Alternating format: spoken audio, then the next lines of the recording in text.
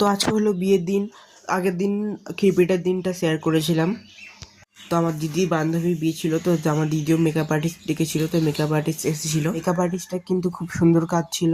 তোমরা যদি বুক করতে চাও তোমরা বুকিং করতে পারো। আমি আইডিটার নাম স্ক্রিনে দিয়ে দেবো। তো গাইস, বিয়ে বাড়িতে চলে এসেছিলাম। তো কিছু কারণবশত আমার আসতে দেরি হয়ে গেছিলো, তো লাস্ট ব্যাচে খেতে বসে পড়েছিলাম।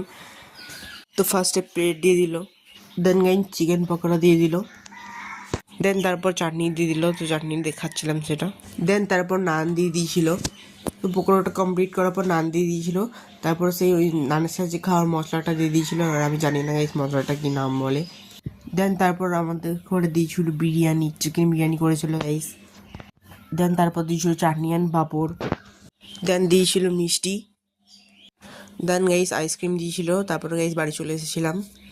আর এটা দেখতে পাচ্ছ গাইস GT650, এটা আমার গাইস ড্রিম বাইক। তোমরা সাপোর্ট করার জন্য আমি জানো আমি খুব তাড়াতাড়ি বাইকটা নিতে পারি।